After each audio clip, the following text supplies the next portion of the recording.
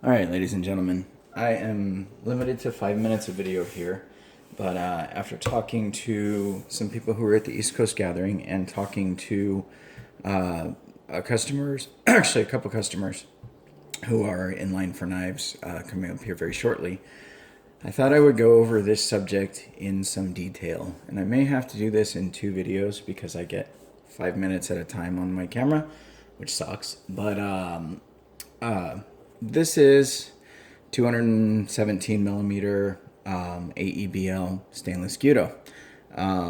Extra heavy. This is a 238 gram knife. I mean, it's porky. But you can see here where I automatically grab my knife.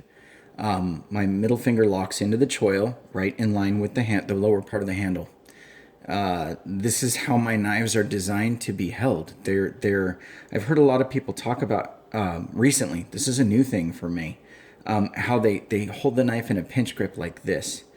And what this does is you give up on my knives in particular, because again, I designed them specifically to be held in a grip like this. And you can see how much, my hands aren't tiny. You can see how much of that handle sticks out of the back of my hand.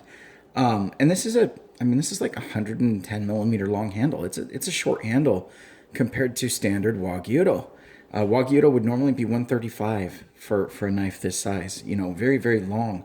But when you add that into a choil that's 20 millimeters forward of the ferrule, you now have a 150 millimeter handle, and it doesn't work. With the design of the choil of my knives, which is rounded and smoothed and comfortable for a reason. And it's an amazing lock. You can ask Mark Dixon. You can ask the other guys that have these knives. It's an amazing lock on the knife. It's super secure, very, very comfortable. You can use this thing without a handle at all, and it is just excellent. I'm the maker saying that, but you can talk to guys who have it and use it the way I designed it, and they love it. There was a lot of talk at the East Coast gathering, well, some talk, I should say, about the handles being too short. And even this handle is the same size. And again, there is no way this handle is too short for this knife. Anything longer would be excessive. And in a kitchen, in a professional kitchen, will actually start to get in the way. That was actually one of the reasons why I shortened my handles from the original design that I used, was because a few of the people that were testing them for me in professional kitchens told me, that it's comfortable, it's great, it's wonderful, but the handle's too long.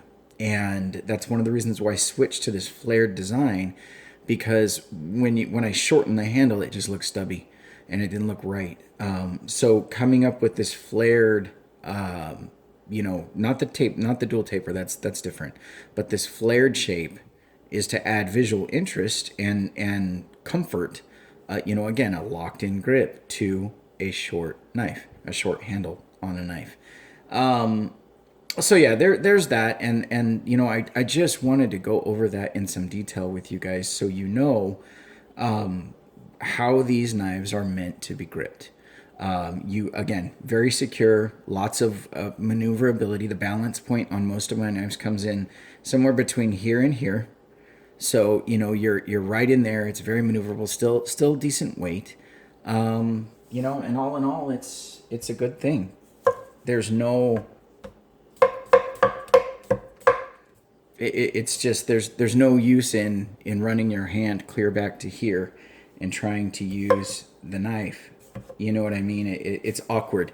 And you're going to give up a lot of what the knife was designed to do. A lot of the performance that was designed into the knife, you're going to lose by running your hands back here and trying to grip this knife around the handle.